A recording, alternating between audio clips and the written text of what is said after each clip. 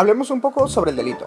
Cuando utilizamos este término, debemos recordar que dependiendo de la materia, el tema y el contexto en el cual lo estamos utilizando, su significado puede variar. Pero para los efectos de esta materia penal, entenderemos al delito como esa conducta típica, antijurídica y culpable. A esto lo conoceremos como los elementos del delito.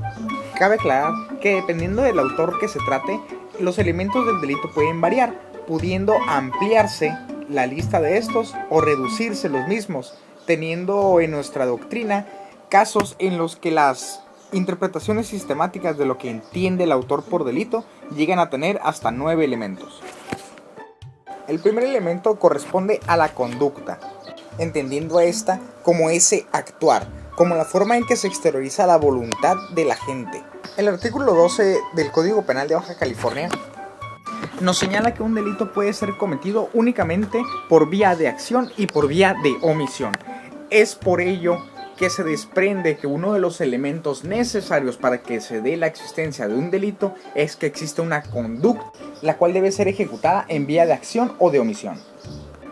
Cuando hablamos sobre las omisiones, nuestro Código Penal establece de dos tipos, propias e impropias. Con propias se refiere a las que su contenido vienen contenidas textualmente en el Código Penal, es decir, existe un tipo penal específico para ellas, como por ejemplo la omisión de auxilio, la omisión de cuidado, etc.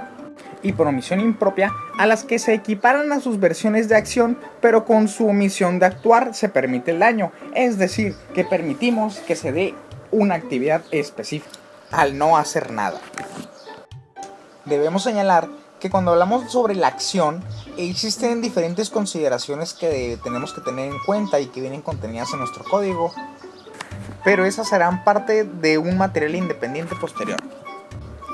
El segundo elemento referente a que la conducta deba ser típica se refiere a que exista previamente un tipo penal, es decir, una descripción de los elementos de la conducta que previamente se le ha dicho al ciudadano, o por lo menos se le ha establecido en la norma. Existe una conducta que de ser realizada puede ser castigado con pena de cárcel o con multa. Con esto le damos certeza al gobernado de que no es una ocurrencia de la autoridad el tratar de buscar una pena de prisión. Para el estudio del tipo penal podemos seccionarlo en funciones, clasificaciones y elementos. Existe una función que podemos denominar como motivadora general, en virtud de que son exclusivamente los comportamientos previstos en el tipo penal y que resulten coincidentes con el mismo los que se sujetan a una consecuencia jurídica, es decir, a los cuales se buscará que se le imponga una pena. Otra de las funciones del tipo penal es el de seleccionar comportamientos humanos que sean penalmente relevantes para el derecho, es decir, que existe una necesidad lógica, una necesidad justificada de imponer una penalidad a la persona que cometa dicha conducta para tratar de inhibirla o etcétera, con algún otro tipo de finalidad, pero existe una selección de qué comportamientos sí y qué comportamientos no. Existen diferentes clasificaciones de tipos penales realizadas en razón a la forma en cómo están descritos, además de los elementos que integran. Y cuando hablamos de los elementos del tipo penal, estos también varían dependiendo del autor, pero generalmente los encontraremos en la doctrina como elementos objetivos, subjetivos, normativos y descriptivos. Los elementos objetivos podemos entenderlos como aquellos que proceden del mundo externo, es decir, fuera del sujeto.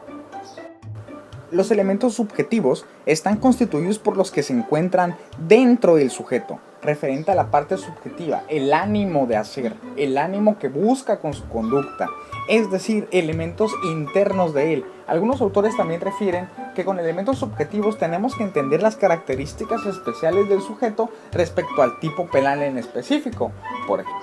Y cuando hablamos de los elementos normativos, nos referimos a esos elementos que por su propia naturaleza tienen una connotación jurídica determinada, como por ejemplo el concepto de matrimonio dentro del derecho civil, derecho familiar, concepto de deudas, conceptos como adopción, como ilegal, etc.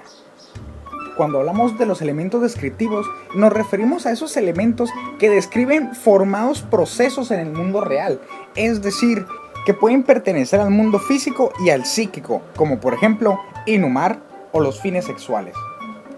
El concepto de antijuridicidad es uno de los conceptos más amplios de la materia penal, en razón de que existen diferentes corrientes, diferentes ramas y diferentes autores, pero en términos generales podemos hablar de la antijuridicidad como ese actuar que va en contra del derecho, no solo del derecho penal en este caso, sino de todo el derecho en general.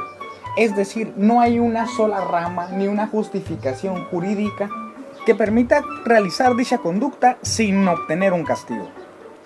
Hablar de culpabilidad es hablar de reprochabilidad, es decir, qué tan reprochable le es la conducta a la persona que cometió. ¿Reprochable en qué sentido? Pues en razón a las demás opciones que tenía en su actuar. Por ejemplo, tenemos una señora avanzada de edad, en aparente perfecto estado de salud, va manejando su vehículo, le da un paro cardíaco o una embolia, choca, causa unos daños a un domicilio. ¿Acaso podremos castigar a esta persona si no tenía otra opción en su actuar? Hay muchas otras respuestas, las encontraremos en el video siguiente referente a las causas excluyentes del delito.